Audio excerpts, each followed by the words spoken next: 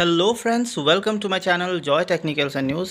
আজি আপোনালোক যিসকল ডিব্ৰুগড় বিশ্ববিদ্যালয়ৰ B.A B.Sc বিকমৰ CBCS ত পঢ়ি আছে সেই ছাত্ৰ-ছাত্ৰীসকলৰ কাৰণে যেহেতু ডিব্ৰুগড় বিশ্ববিদ্যালয়ে নটিফিকেশন এটা আনিছে বা নটিচ এটা আনিছে আৰু সেই নটিফিকেশনখন আপোনালোকৰ বিশেষকৈ ফৰ্ম ফিলআপৰ ওপৰত হয় সো আপোনালোকৰ পৰীক্ষাৰ যি ফৰ্ম ফিলআপ সেই পৰীক্ষাৰ ফৰ্ম ফিলআপৰ ওপৰত যিখন নটিফিকেশন ডিব্ৰুগড় বিশ্ববিদ্যালয়ে আনিছে সেই নটিচখনৰ সম্পৰ্কে আপোনালোকক অৱগত কৰিম আপোনালোকক কি কৰিব লাগিব কেনেকৈ আপোনালোকে ফৰ্ম ফিলআপ কৰিব আৰু লগতে কেতিয়াৰ পৰা এটো আৰম্ভ হৈছে আৰু লগতে আপোনালোক কেতিয়া শেষ হ'ব গুটেইখিনি আপোনালোকে বিতংকৈ জানিবলৈ পাব এই ভিডিওটিত গতিকে আপোনালোক যদি মোৰ চেনেলটো নতুনকৈ আহিছে তেনলে প্লিজ সাবস্ক্ৰাইব কৰিব চেনেলটো শেয়াৰ কৰিব ভিডিওটো আৰু লাইক এটা কৰিবলৈ নাপাহৰিব যেহেতু কালি আপোনালোকক এটা ভিডিও বনাইছিলো যত আপোনালোকক নন CBCS যিসকল B.A B.Sc বিকমৰ আছে সেইসকলৰ ফৰ্ম ফিলআপ অফলাইন মাধ্যমত হ'ব বুলি তেওঁলোকৰ যেটো নটিফিকেশন এটো আগবঢ়োৱা হৈছিল সো আপোনালোক যিসকল CBCS ৰ হয় যিসকল নতুন সেইসকলৰ কাৰণে অৰ্থাৎ যিসকল CBCS ৰ বেকলগ হ'ব আৰু লগতে ৰেগুলাৰ যিখিনি আছে সেই ছাত্ৰ-ছাত্ৰীসকলৰ কাৰণে যেহেতু আপোনালোকৰ নটিফিকেশনখন আহিছে আপোনালোকক মই নটিফিকেশনখনো দেখুৱাইছো আৰু লগতে আপোনালোকক সকলো সবিশেষ জনাবলৈ চেষ্টা কৰিছো সো ইয়াত আপোনালোকে দেখিছে letter regarding form fill up of B.A B.Sc BCom first third আৰু fifth semester CBCS examination 2022 so ইয়াত আপোনালোকৰ যিখন নটিফিকেশন আহিছে হেতুত আপোনালোকক ইয়াত উল্লেখ কৰিছে কি হেতু আপোনালোকে চাই লওক so B.A B.Sc BCom first third আৰু ফিফথ সেমিষ্টাৰ CBCS ৰ 2022 ৰ যি ফৰ্ম ফিলআপ হেতু আপোনালোকৰ ইতিমধ্যে ষ্টাৰ্ট হ'ব ষ্টাৰ্ট হৈছে আৰু ইয়াত আপোনালোকে কি কৈছে it is hereby notified for information of all concern that the web portal for examination form fill up for the B.A B.Sc BCom first, third or fifth semester CBCS examination 2022 under Dibrugarh University will be open from the below mentioned date. আপোনালোকৰ যিসকল first, third or fifth semester B.A B.Sc বিকমৰ আছে সেইসকলৰ কাৰণে তেওঁলোকৰ যি form fill up portal হেতু web পৰ্টেলটো তেওঁলোকৰ কাৰণে ওপেন কৰা হৈছে the colleges and the students are requested to follow the steps at the time of online এতিয়া আপোনালোকে কি কৰিব লাগিব তাৰ steps কিটা দিছে প্ৰথমতে আপোনালোকে যাব লাগিব dibrugarh.in মই দেখুৱাইও দিম আপোনালোকক তাৰ পিছত আপোনালোকে তাত 22-23 ৰ যেটো একাডেমিক ইয়াৰ হেতু সিলেক্ট কৰিব লাগিব মোবাইল নম্বৰ আৰু পাছৱৰ্ড আপোনালোকে দিব যেটো ৰেজিষ্ট্ৰেচনৰ সময়ত আপোনালোকে যেটো মোবাইল নম্বৰ আৰু পাছৱৰ্ড দিছিলে সেই মোবাইল নম্বৰ আৰু পাছৱৰ্ড দিব লাগিব তাৰ পিছত আপোনালোকে যদি পাছৱৰ্ড পাহৰি গৈছে তেতিয়াহলে আপোনালোকে কলেজত খবৰ কৰিব লাগিব কলেজত আপোনালোকে আহি কিনে সুধিব লাগিব আপোনালোকৰ পাছৱৰ্ডটো তেওঁলোকে আপোনালোকক আগবঢ়াই দিব বা ফৰগেট পাছৱৰ্ড বুলিও আছে আপোনালোকে হেতু ক্লিক কৰিব পাৰে তাৰ পিছত আপোনালোকে select the optional course if the এপিড এপিয়াৰ্ছ ইন ইউৰ ৰিপোৰ্ট আপোনালোকে অপচনেল যেটো কোৰ্স আছে হেতু আপোনালোকে সিলেক্ট কৰিব লাগিব যেনেকৈ আপোনালোকে জেনাৰেল ইলেক্টিভ কোৰ্স যেটো আপোনালোকৰ আছে অনাৰ্স নিডছ টু চুজ আপোনালোকে অনাৰ্স যিসকলৰ আছে তেওঁলোকে জেনাৰেল ইলেক্টিভ অৰ্থাৎ জি আপোনালোকে সিলেক্ট কৰিব লাগিব জেনাৰেল ইলেক্টিভ সো এই কোৰ্সটো সিলেক্ট কৰিব লাগিব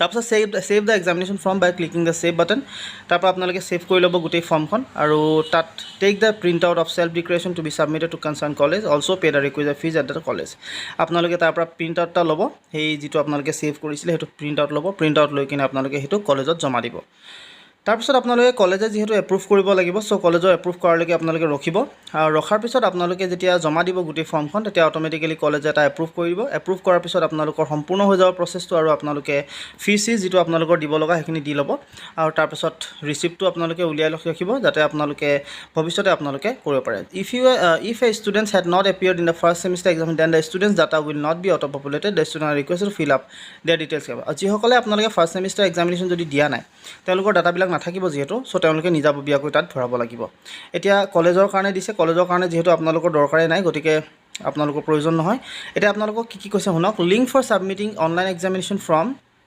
by the students for appearing into the first, third and approve of the same concerned college will be active from আপোনালোকৰ যেটো অনলাইন ফৰ্ম ফিলআপ হেতু স্টাৰ্ট হৈ যাব 20-10-2022 অৰ্থাৎ 20 অক্টোবৰ পৰা আপোনালোকৰ এটো স্টাৰ্ট হ'ব অনলাইন ফৰ্ম ফিলআপ এটা স্টাৰ্ট হোৱা নাই গতিকে এটো আপোনালোকৰ 20 তাৰিখৰ পৰা স্টাৰ্ট হ'ব 20-10 লাষ্ট ডেট আপোনালোকৰ হ'ব 4/11/2022 ছাত্ৰ-ছাত্ৰীসকলৰ কাৰণে 4/11/2022 টো হ'ব আপোনালোকৰ লাষ্ট ডেট আৰু কলেজে আপোনালোকৰ এপ্ৰুভ কৰিব 5/11/2022 সো এটো আছিল আপোনালোকৰ ইনফৰমেশন তাৰ পিছত আপোনালোকক কৈছে অনলাইন যেটো এক্সামিনেশ্যন ফৰ্মছ আছে with late fine by the students আপোনালোকে যদি দেৰিকে ফৰ্ম ফিলআপ কৰে লেট ফাইন দি কিনে তেতিয়াহলে 11/11/2022 ত আপোনালোকৰ কাৰণে দিছে এটা এক্সামিনেশ্যন ফিজ কিমান হ'ব অনাৰ্স কোৰ্সৰ কাৰণে দিছে 650 নন অনাৰ্সৰ কাৰণে 450 যদি বেকলগ আছে তেতিয়াহলে বেকলগ কোৰ্সৰ কাৰণে এখন পেপাৰ 350 আৰু যদি এখনতকৈ বেছি হয় তেতিয়াহলে সম্পূৰ্ণ ফিজ লাগিব আপোনালোকৰ অনাৰ্স নন অনাৰ্সৰ কথা নাই মাৰ্কশিট ফিজ আপোনালোকৰ 150 টকা তাৰপিছত আপোনালোকৰ ফাইন ফৰ লেট ছাবমিশ্যন, যদি লেট হয় আপোনালোকৰ ছাবমিশ্যন কৰোঁতে তেনে 300 টকা,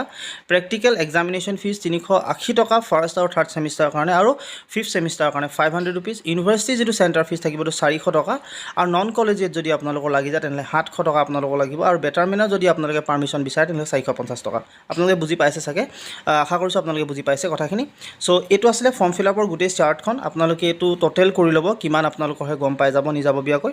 চ' এইটো আপোনালোকে টোটেল কৰি চাই ল'ব কিমান কি হ'ব। যদি বেটাৰমেণ্ট আপোনালোকে দিব বিচাৰিছে তেতিয়াহ'লে 450 টকা আপোনালোকক লাগিব মেনুৱেলি। আৰু এইখিনি কৰাৰ পিছত সেল্ফ ডিক্লেৰেশ্যন ফৰ্মখন আপোনালোকে সাইন কৰিব লাগিব। গোটেইখিনি আপোনালোকে এইটো কৰিব, গোটেই প্ৰচেছটো এইটো হৈছে। আপোনালোকক দেখুৱাইও দিছোঁ কেনেকৈ আপোনালোকে কৰিব। চ' dibru.ac.in যিটো পৰ্টেল আছে তাৰ পৰাও আপোনালোকে এইটো ফিল আপ কৰিব পাৰিব, আৰু আপোনালোকে dibruexam.in এই দুটা পৰ্টেলৰ পৰা আপোনালোকে ফৰ্ম ফিল আপ কৰিব পাৰে। চ' dibru.ac.in যদি যায় তেতিয়াহ'লে আপোনালোকক মই দেখুৱাই দিছোঁ এইটো কেনেকৈ কৰিব। স্ক্ৰল ডাউন কৰিব এই পেজটোত স্ক্ৰল ডাউন কৰাৰ লগে লগে আপোনালোকে পাব য'ত এক্সামিনেশ্যন পৰ্টেল পাব আচলতে। চ' এক্সামিনেশ্যন পৰ্টেলত ক্লিক কৰি দিব। চ' তাত আহি যাব আপোনালোক dibruexam.in। dibruexam.in অহাৰ পিছত ইয়াত তিনিটা অপশ্যন আপোনালোকে দেখা পাইছে। প্ৰথমটো ৰেজিষ্ট্ৰেশ্যন, দ্বিতীয়টো ফৰ্ম ফিল আপ, আৰু তৃতীয়টো হৈছে ৰিজাল্টৰ যিটো গ্ৰেড শ্বীট। চ' দ্বিতীয় অপশ্যনটো আছে তাত ক্লিক কৰি দিব। ক্লিক কৰাৰ পিছত আপোনালোকে এনেকুৱা এটা পেজ আপোনালোকৰ সন্মুখত আহি যাব। তো আপোনালোকে আই কনফাৰ্ম কৰিব, এক্সামিনেশ্যন ফৰ্ম লগইনত যাবগৈ। লগইন যোৱাৰ লগে লগে আপোনালোকে ইয়াত পাব একাডেমিক ইয়েৰ, চিলেক্ট কৰিব আপোনালোকে 21-22 ইয়াত আহিছে। যেতিয়া আপোনালোকে ফৰ্ম ফিল আপ কৰিব তেনে 22-23 আহিব। চ' 22-23ত আপোনালোকে চিলেক্ট কৰিব লাগিব। এতিয়া আপোনালোকৰ অহা নাই। তাৰপাছত এক্সাম চিলেক্ট, মই ইয়াত 21-22 সেইটো কাৰণে চিলেক্ট কৰিছোঁ যিহেতু অহাই নাই, আপোনাৰ 20 তাৰিখৰ পৰা এক্টিভ হ'ব আপোনালোকৰ, গতিকে ইয়াত এতিয়ালৈকে দেখুওৱা নাই।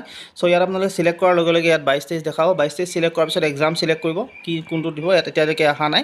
তাৰপিছত মোবাইল নম্বৰ আৰু পাছৱৰ্ড যিটো দিছিলে ৰেজিষ্ট্ৰেশ্যন নম্বৰ দি দিব, আৰু লগইন কৰি দিব। লগইন কৰাৰ লগে লগে ফৰ্মখন ওলাই যাব আপোনালোকৰ। তাত আপোনালোকে জেনেৰিক ইলেক্টিভ চিলেক্ট কৰি ল'ব, কি হয় আপোনালোকৰ পেপাৰ, সেইখন চিলেক্ট কৰাৰ পিছত আপোনালোকে ছেভ কৰি ৰাখিব। তাৰপিছত আপোনালোকে প্ৰিণ্ট আউট ল'ব, কলেজত জমা দিব, কলেজে এপ্ৰুভ কৰিব সেইখন, আৰু কলেজে এপ্ৰুভ কৰাৰ পিছত আপোনাৰ গোটেই প্ৰচেছটো কমপ্লিট হৈ যাব। তাত আপোনালোকে ফিজটো দিব লাগিব, ফিজটো আপোনালোকে কলেজত দিব লাগিব মোৰ সম্মত। চ' আপোনালোকে কলেজত ফিজ দিব, আপোনালোকে এপ্ৰুভ কৰি দিব, এপ্ৰুভ কৰাৰ লগে লগে কমপ্লিট হৈ যোৱা প্ৰচেছ, আৰু আপোনালোকে প্ৰিণ্ট আউট এটা ৰাখি ল'ব।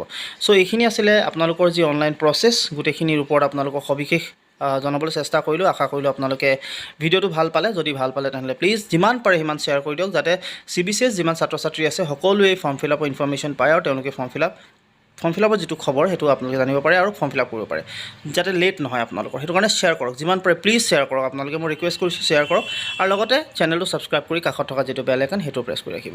আজিলৈ আপোনালোকক ইমানখিনি জনালোঁ, আৰু আপোনালোকক ধন্যবাদ দিছোঁ বহুত সময় আপোনালোকে মনোযোগেৰে গোটেই কথাখিনি শুনাৰ বাবে। ধন্যবাদ।